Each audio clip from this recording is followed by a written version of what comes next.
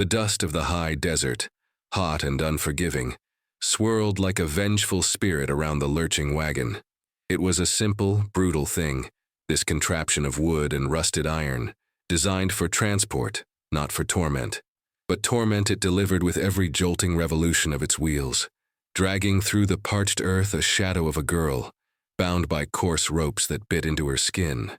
Her name was Ilara, and she was barely 16, her small frame made even smaller by the cruel twist of her spine, a disability that had marked her from birth, setting her apart in a world that craved conformity. The sun beat down, an indifferent eye in a vast blue sky baking the air until it shimmered, blurring the distant mocking silhouettes of the townspeople who had gathered to witness this macabre procession.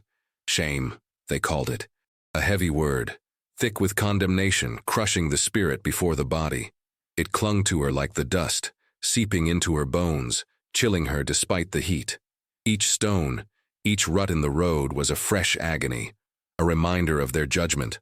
Her breath hitched, a ragged sound lost beneath the creaking wheels and the rhythmic thud of horses' hooves. Her heart, a trapped bird, hammered against her ribs, a desperate drumbeat in the desolate landscape. This was not a spectacle for entertainment, but a ritual of purification, a public purging of something they deemed impure. The reasons for this grotesque display were whispered behind cupped hands, a murky tale of defiance and desperation, of a girl who dared to seek what was not hers, who dared to disrupt the rigid order of their small, suffocating world.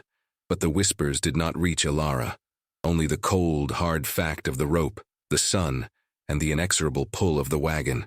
Her gaze, fierce even in its pain, was fixed on the horizon, a blurry line where the endless sky met the indifferent earth, a place where, perhaps, this living nightmare might finally cease. She did not cry. Her tears had long since dried, leaving behind a residue of bitter resolve.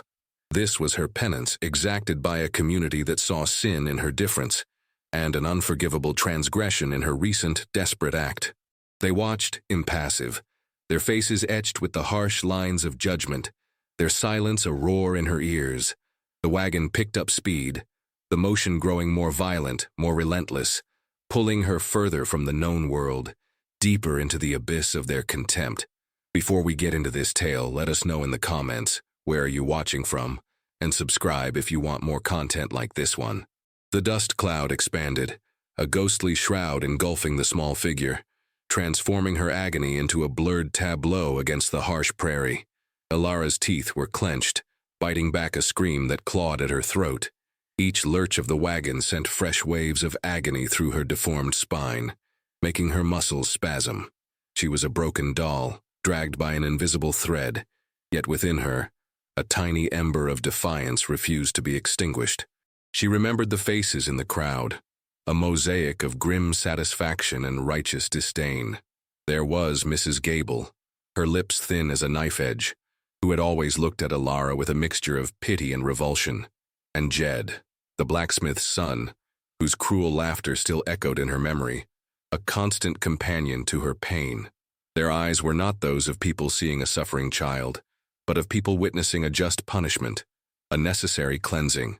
Their judgment was a tangible weight, heavier than the ropes that bound her, pressing down, suffocating her spirit. This was the cost of a perceived transgression, the price of disrupting the delicate fabric of their rigid society. Ilara's mind, despite the torment, drifted back to the small, dark room, the flickering lamplight, the desperate yearning that had driven her to that one impulsive, irreversible act. It had been born of a suffocating need, a hunger for something that had always been denied her, a chance at a different life, a glimpse of normalcy. She had seen it in the window, a shimmering promise, and her longing had eclipsed all caution, all fear. The memory was a bitter taste in her mouth, a reminder of the fleeting hope that had so swiftly turned to this crushing despair. She understood in a way their anger. She had trespassed. She had dared to reach beyond her station, beyond the limitations they had imposed upon her from birth. But did that warrant this? This public humiliation, this brutal spectacle meant to break her spirit as thoroughly as the wagon broke the earth beneath its wheels. Her breath came in short, shallow gasps, her lungs burning. The ropes chafed, drawing blood, but the physical pain was a dull ache compared to the searing wound in her soul. She was a pariah, a living testament to their narrow-mindedness, a symbol of everything they feared and scorned. The rhythmic turning of the wheels seemed to chant, "Shame, shame, shame," a relentless, unforgiving rhythm that pounded against her very being. She closed her eyes, trying to conjure a different reality, a place where the sun was gentle and the ground did not rise up to meet her with such violent intent. But there was only the dust, the heat, and the inexorable pull, dragging her further into the heart of her own private hell. The vastness of the prairie, usually a symbol of freedom, now felt like an endless prison, holding her captive in the grip of communal malice. The memory, hot and sharp as a branding iron, seared through Ilara's pain-addled mind. It wasn't the theft itself that had been the ultimate sin in their eyes, but the audacity of her attempting it. A cripple, a black girl, daring to reach for a measure of dignity, a chance to escape the endless drudgery and contempt that was her allotted portion. She'd seen it in the mercantile window. A small, intricately carved wooden bird, its wings outstretched as if in flight. It was a cheap trinket, surely, but to her it represented freedom, a lightness she could only dream of. Her gnarled fingers, clumsy and slow, had fumbled with the latch, driven by a desperate, childish yearning. She had been clumsy, always clumsy, a fact that had drawn the taunts of the other children and the weary sighs of the adults who saw her as nothing but a burden. The bird had been her secret, her escape, a silent companion in her solitary world. But the owner, a man whose kindness was as thin as his hair, had caught her, his eyes hardening from pity to cold anger. It wasn't the value of the bird, he'd barked, his voice echoing in the small, stifling space of the general store. It was the principle, the disruption, the defiance. "You know your place, Ilara," he had said, his words cutting deeper than any lash. "Or you should." The memory faded, replaced by the jarring reality of the wagon's movement. She had known her place, hadn't she? Under the heel, under the boot, out of sight, out of mind. The wooden bird, a symbol of aspiration, had instead become the catalyst for this public humiliation. She hadn't stolen for food or for money, but for a sliver of beauty, a moment of fleeting joy in a life devoid of both. It was a defiance born not of malice but of desperation, a silent scream against the invisible chains that bound her spirit. The town, a collection of weathered faces and hardened hearts, had seen her act as a confirmation of their worst suspicions, a validation of their deep-seated prejudices. They had always looked at her with a mixture of fear and disgust, her crooked spine a visible testament to something they couldn't understand, a deviation from their rigid notions of order and purity. This public shaming, then, was not just punishment for a theft, but a ritualistic reassertion of control, a brutal reminder of where she belonged, or rather, where she didn't. Her body was a canvas for their judgment. Each bruise, each chafed rope mark a stark line in their cruel artwork. The sun was a harsh white spotlight, illuminating her weakness, her vulnerability, for all the world, or at least this small, unforgiving corner of it to see. The dust, thick and gritty, coated her tongue, tasting of earth and despair. Her vision blurred, the edges of the world dissolving into a haze of heat and motion. She was a broken thing, yet still, within the confines of her own mind, she refused to break. A lone rider emerged from the shimmering heat haze on the horizon, a dark silhouette against the relentless glare of the sun. He was a man of the dust, his clothes weathered, his hat pulled low, his horse a lean, muscular shadow moving with an almost predatory grace. This was Silas, and he wasn't a man drawn to distress calls or a hero seeking glory. His past was a tangled web of bad decisions, close calls, and a cynicism honed by years of living on the frayed edges of civilization. He saw the wagon first, then the dust, then the small, pitiful form being dragged behind it. His initial reaction was a familiar one, a tightening in his gut, a subtle shift in his weight as if preparing to ride wide, to detour, to avoid. Trouble had a way of finding him, and he had a way of avoiding trouble, or so he told himself. But this was different. This was not a brawl or a card game gone wrong or a vengeful posse. This was a child, bound and brutalized in broad daylight by what appeared to be her own kind. A flicker of something, unwelcome and long dormant, stirred within him. It was a memory of his own vulnerabilities, of injustices he had witnessed and, more often than not, chosen to ignore. His horse, a bay mare named Shadow, snorted, sensing the tension, her ears swiveling towards the unfolding tableau. Silas reined her in, not stopping, but slowing. His eyes, the color of tarnished silver, narrowing behind the brim of his hat. He studied the scene with a cold, almost detached assessment. The wagon was moving too fast, the townsfolk on foot struggling to keep pace, their faces a blur of grim purpose. The girl, he noted, wasn't crying. That struck him. Most would be wailing, begging, but she was silent, her body language one of endurance, not surrender. It was a defiance he recognized, a silent scream that resonated with something deep within his own guarded soul. He wasn't a lawman, nor a saint. He was a drifter, a man who had left more graveyards than towns in his wake, driven by a restless spirit and a heavy conscience. His own moral compass was a constantly wavering needle, pointing sometimes towards self-preservation, sometimes towards a twisted sense of justice. This wasn't justice, this was barbarism, plain and simple, dressed up in the thin veil of community righteousness. A low growl rumbled in his chest, an involuntary sound that surprised even him. He wasn't sure what stirred him more, the brutal act itself or the cold, calculated cruelty of the people perpetrating it. He had seen ugliness before, much of it self-inflicted, but this was a different kind of vile, a public declaration of inhumanity. His hand instinctively went to the worn leather of his holster, resting on the cold steel beneath. He had not drawn his weapon in anger for months, perhaps years. But the silent suffering of the girl, coupled with the smug conviction of her tormentors, pricked at something he thought long dead within him. He was a man of shadows, not a knight. Yet as he watched, the distance between them shrinking, a decision, unbidden and almost involuntary, began to coalesce in the dusty chambers of his heart. Silas spurred Shadow, the mare responding with a surge of power that quickly closed the distance. He rode not with a hero's charge, but with the calculated fury of a predator. The wagon driver, a hulking man with a face like sun-baked clay, startled, dropping the reins as Silas's horse veered sharply, cutting directly across the wagon's path. The sudden jerk sent the townsfolk scattering, their shouts turning to gasps of surprise and then anger. Silas didn't dismount, not fully.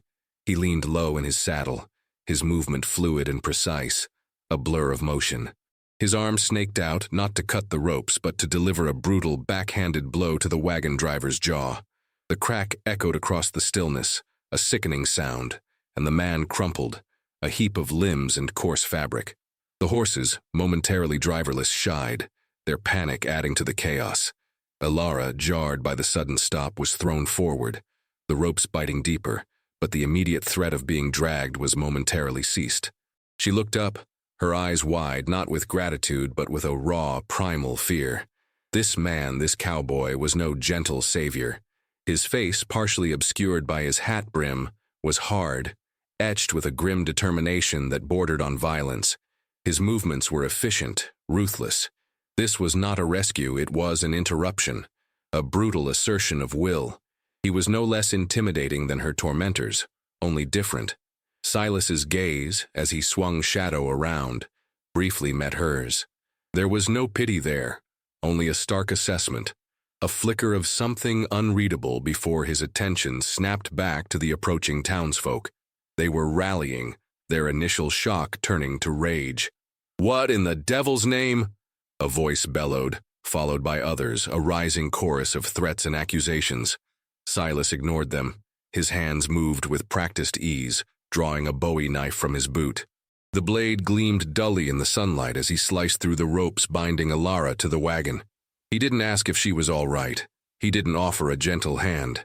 He simply cut her free, his movements devoid of sentiment, purely functional. Alara collapsed, a small heap of misery and pain, but the ropes were gone.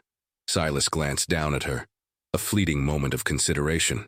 She was hurt, clearly, her body bruised and scraped. But there was a fierce, almost feral glint in her eyes that told him she wasn't broken. "Can you ride?" he asked, his voice a low growl, devoid of any warmth. It was not a question of concern, but of necessity. She needed to move, and fast. The crowd was closing in, their faces contorted with fury, some already reaching for stones, for whatever improvised weapons they could find.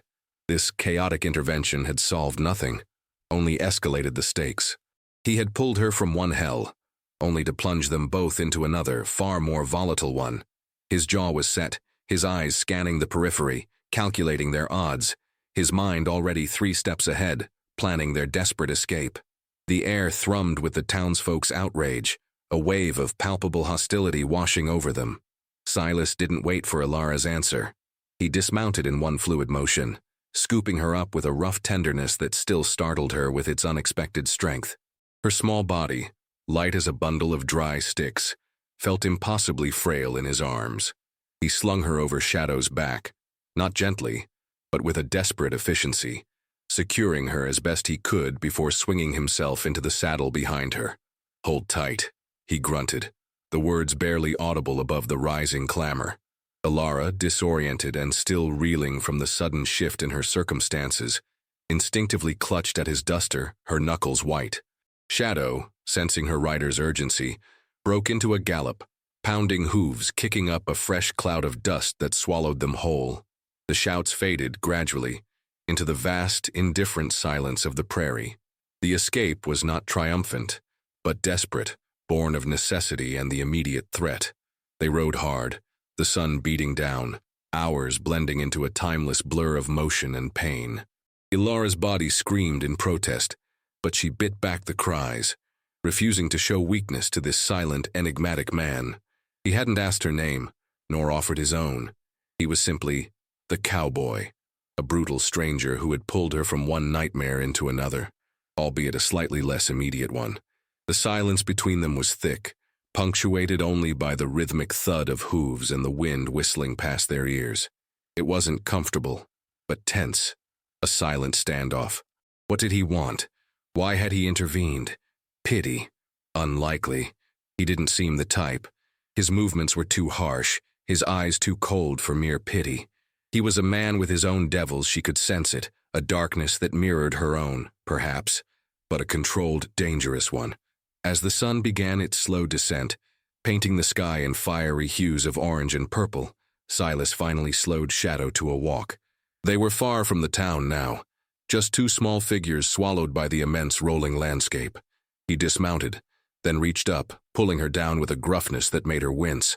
She almost fell, her legs stiff and trembling, but he steadied her, his large hand gripping her arm, a surprisingly firm anchor. He didn't look at her injuries, didn't offer comfort. Instead, he walked a few paces away, surveying the horizon, his silhouette stark against the fading light. He was a man of few words, and those he spoke were blunt.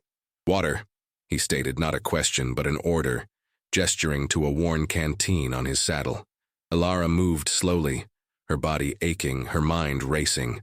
This forced alliance was precarious, built on the shifting sands of an unpredictable rescue.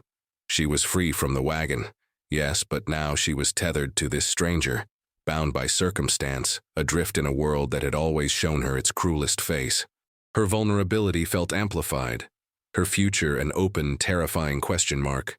Under the cold, watchful gaze of the desert stars, Alara huddled closer to the meager warmth of the dying fire.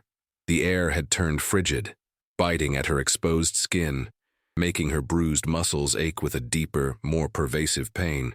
Silas sat opposite her, his back against a gnarled mesquite, his eyes scanning the darkness beyond the flickering light. He had given her a small portion of dried jerky and a sip of water, sustenance delivered with the same silent efficiency as her rescue. There was no exchange of names, no explanation, just the heavy weight of their shared predicament. Alara stole glances at him, trying to decipher the enigma he presented. He wasn't the heroic figure from the storybooks, all gleaming white hats and chivalrous words. He was rough-hewn, his face shadowed by a stubble of beard, his movements economical, almost dangerous. His silence was not comforting but unnerving, a wall he had built around himself, impenetrable. She felt a flicker of resentment. He had saved her, yes, but had he truly saved her, or merely transported her to a different form of captivity? What did he intend? To hand her over somewhere else? To simply abandon her when it suited him? She had known only abandonment and judgment from others, especially from those who claimed to help. Why? The word was a rusty hinge in her throat, barely audible, but it broke the suffocating silence. Silas didn't immediately respond. He stared into the embers, a faraway look in his eyes. Then, with a slow sigh that seemed to carry the weight of years, he spoke, his voice rough like grinding stones. Saw it. He paused, as if the words were pulled from him with great effort. Wasn't right. His words were sparse, blunt, lacking any grand pronouncements or moral justifications. He hadn't seen a damsel in distress. He had simply witnessed an act that offended his own skewed sense of what was tolerable. Ilara pressed him, a desperate need for understanding overriding her fear. They said, I stole. They said I disgraced them. She left out the details, the specific shame waiting for his reaction. He grunted, a dismissive sound. People always find a reason to hurt what they don't understand, or what they fear. He finally looked at her, his gaze intense, piercing through her defenses. What did you steal? His tone was not accusatory, but curious, a detached inquiry. The question hung in the air, an open loop. It was a test, she realized, a moment where she could choose to trust or to keep her walls up. The wooden bird, the silent scream of her yearning. Would he understand? Would he judge her less harshly than the town? Or would his understanding be just another trap? The wind whispered through the sparse foliage, a mournful song that seemed to echo her uncertainty. Their bond, if it could even be called that, was fragile, built on the ashes of shared flight rather than shared trust. The confession was a fragile thing, whispered into the cold night. A wooden bird, Ilara finally admitted, her voice thin, from the mercantile window. It was carved, like it could fly. She offered no further explanation, no plea for understanding. She simply stated the fact raw and exposed. Silas's gaze softened almost imperceptibly, a fleeting shift in the hard lines of his face. He didn't scoff, didn't judge. He simply nodded, a slow, deliberate movement. A bird, he repeated, the word sounding strange in his gruff voice. Small thing to get yourself strung up for.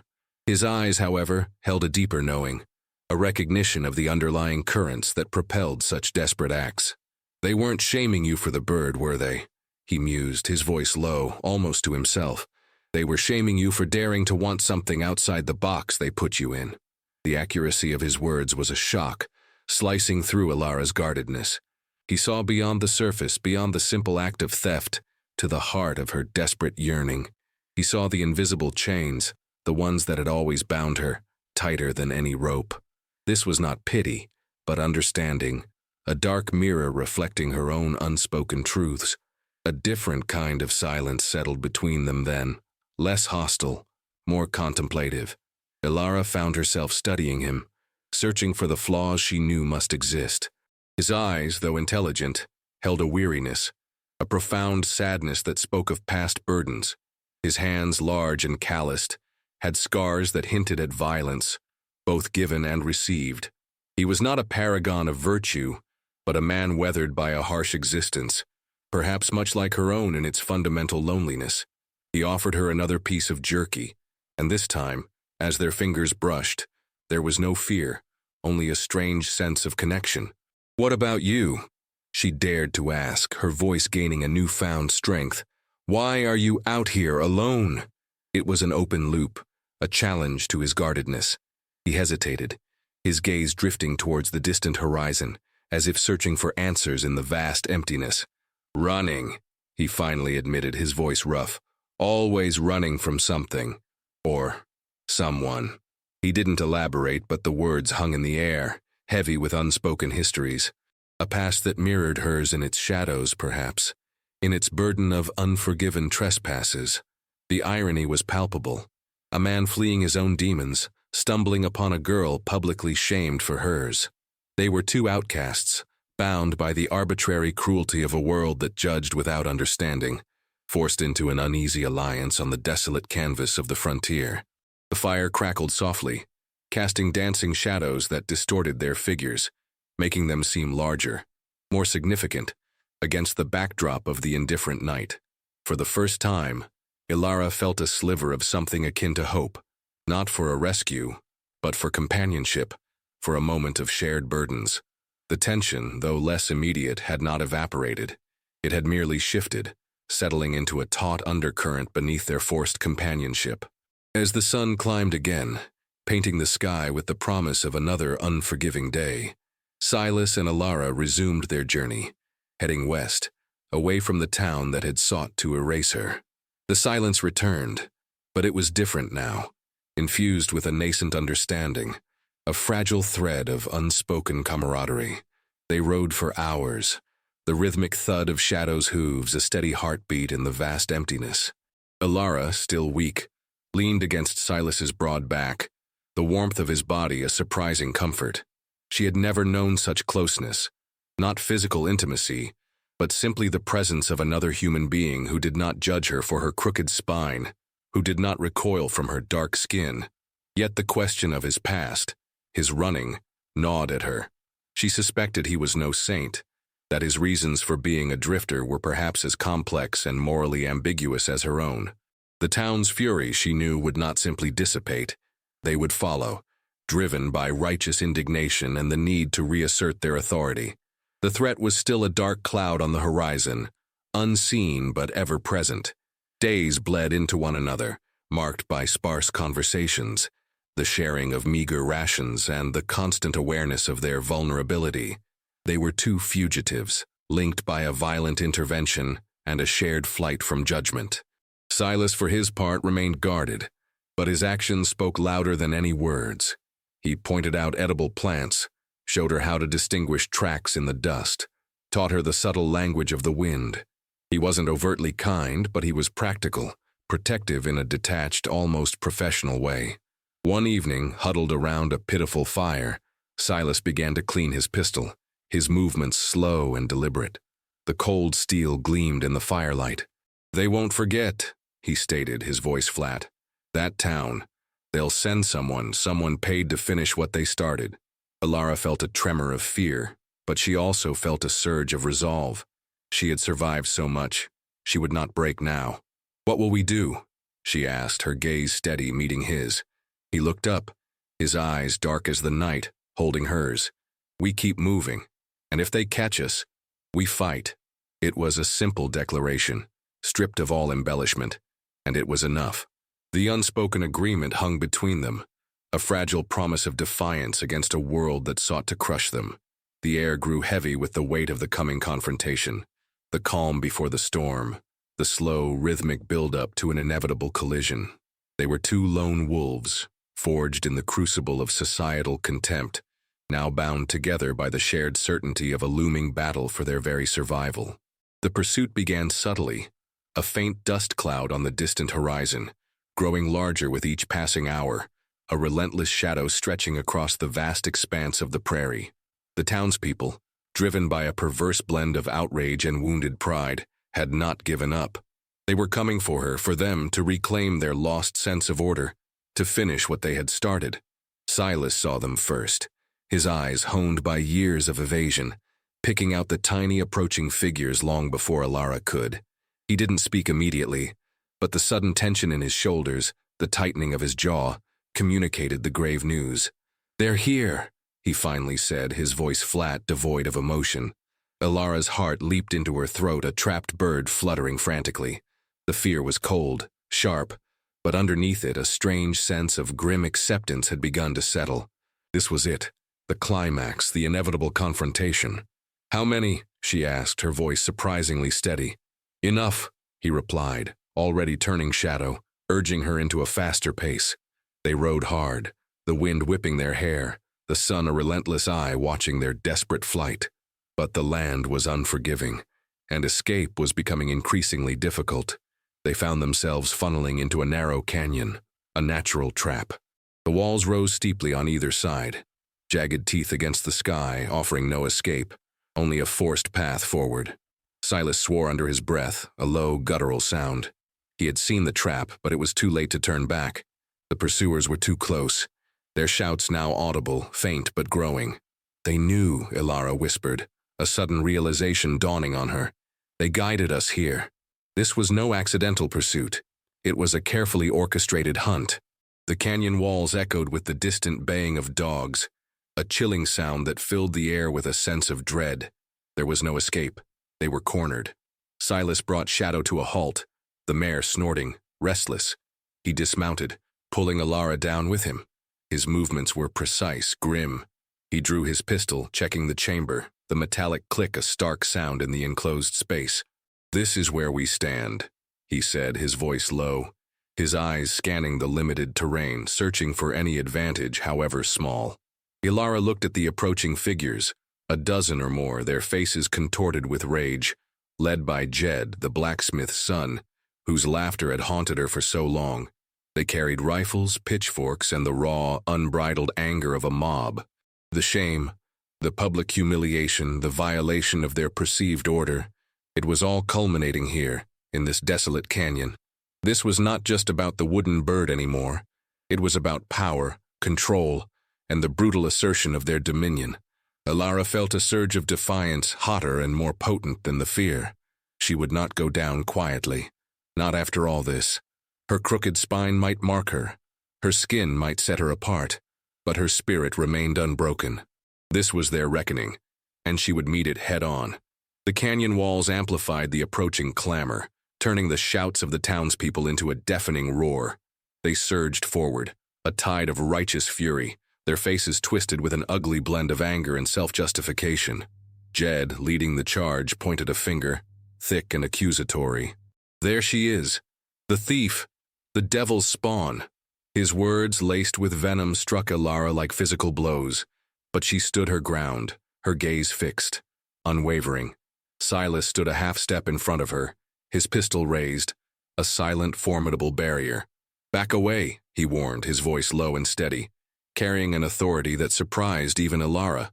But the mob was beyond reason, fueled by years of prejudice and the intoxicating power of collective judgment. "He's harboring a criminal," someone shouted, "a cripple and a devil." The accusations merged, a symphony of condemnation. Alara felt a strange calm descend upon her.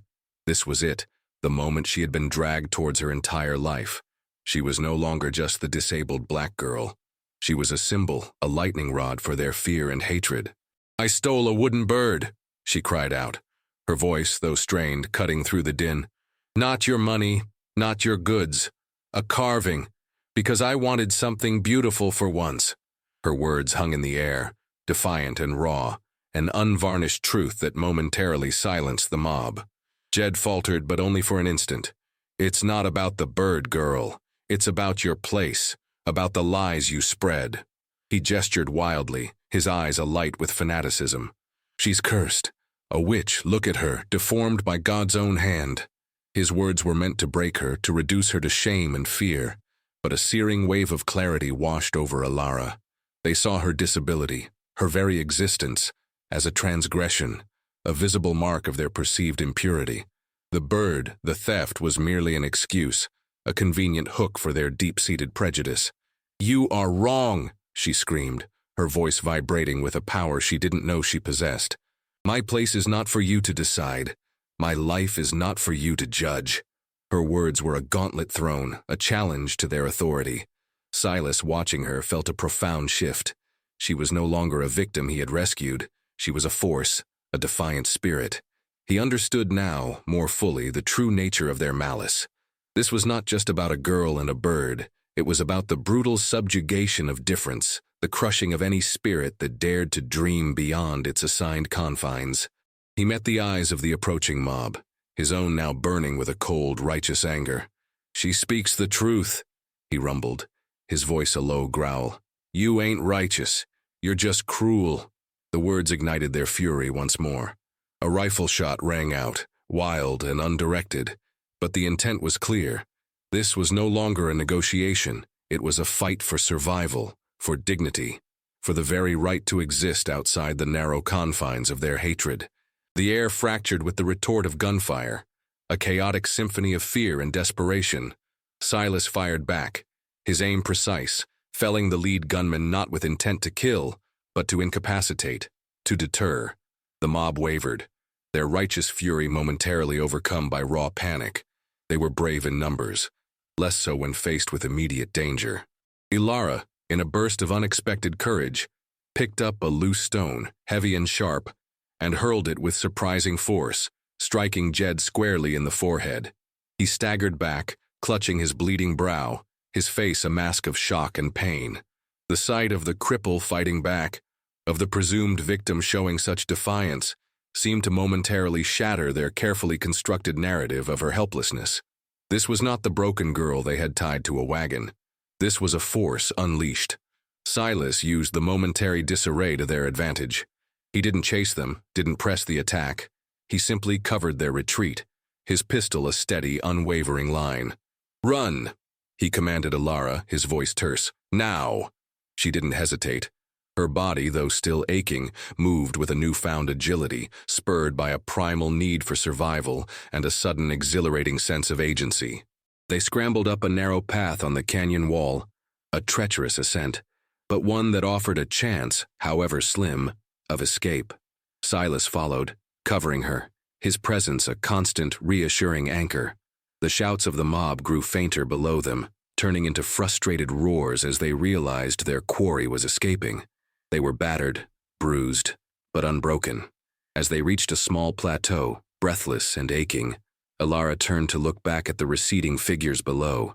The town in the distance seemed to shrink, its power diminishing with the distance. The shame, the condemnation, still lingered, a phantom limb, but it no longer felt crippling. She had faced it, shouted back at it, and emerged, not unscathed, but stronger. Silas leaned against the rock face, his chest heaving, his own weariness evident. His face, though still grim, held a hint of something new. Respect. He had seen her vulnerability, her pain, but also her fierce, unyielding spirit. She had not only survived, she had fought. "They'll think twice next time," he muttered almost to himself, a rare admission of something akin to victory. Ilara looked at him, truly looked at him. This man, the flawed drifter, had not just saved her life. He had given her the chance to reclaim her dignity. He was no pristine hero, but he was real, his moral ambiguity a mirror to the complex reality of their world. He had shown up when no one else would, and he had stood by her not out of pity, but out of a shared primal understanding of injustice. Their resolution was not a fairy tale ending, but a raw, hard-won triumph of the spirit, a defiant stand against the forces of oppression. The hope was not in an easy future, but in the strength they had found within themselves and in each other, a fragile yet potent bond forged in the crucible of conflict. The last of the canyon's echoes faded, leaving behind the profound silence of the vast, indifferent desert. Ilara and Silas stood on the high plateau, the world sprawling beneath them, immense and unforgiving. The town, a distant smudge on the horizon, was a memory, its power to inflict pain now a receding tide. The sun, a compassionate presence now, warmed their weary bodies, drying the last of the tears that Ilara had finally allowed to fall, not tears of sorrow, but of release. The shame, a heavy cloak she had worn her entire life, had not vanished, but it had shifted. It no longer defined her. She had looked it in the eye, shouted back, and taken a piece of it with her, transforming it into a hardened resolve. Her spine still curved, her limp still pronounced, but within her something straight and unyielding had taken root. Silas, standing beside her, was a man of shadows and silence, but his presence was a grounding force. He offered no grand pronouncements of freedom, no promises of a better future. He simply stood, his gaze sweeping the horizon, a shared silence that spoke volumes. They were two broken things, perhaps, but together they formed a different kind of whole. Their journey wasn't over, it was merely redefined. The path ahead was uncertain, stretching into the vast unknown, but for the first time, Ilara felt a flicker of genuine hope. It wasn't the naive hope of a child, but the hard-earned hope of a survivor, born from the crucible of pain and defiance. She looked at Silas, this morally ambiguous cowboy who had stumbled into her nightmare, and, in his own rough way, had helped her claw her way out. He was no white knight and she was no helpless maiden. They were two souls, scarred by the world's harsh judgments, finding an unexpected camaraderie in shared adversity. Their future would be a constant negotiation with a world that was still far from just. There would be more challenges, more moments of fear and desperation, but they would face them, not alone, but together, two outcasts finding solace in each other's unexpected company. The poetic undertones of the endless sky and the vast, empty earth seemed to whisper of new beginnings, of the resilience of the human spirit. The setting sun cast long, elongated shadows, stretching their figures across the land, making them seem larger than life. Two solitary figures poised on the precipice of an unknown destiny. They were not running from something anymore. Not solely. They were running towards something, however undefined, a future built on their own terms, forged in the fires of their shared past. The air, crisp and clean, tasted of freedom, a freedom hard-won and deeply cherished. The scars on her body, the memories of the ropes would remain, but they were no longer symbols of shame. They were marks of survival, badges of a resilience that would carry her forward, one step at a time, into the vast open future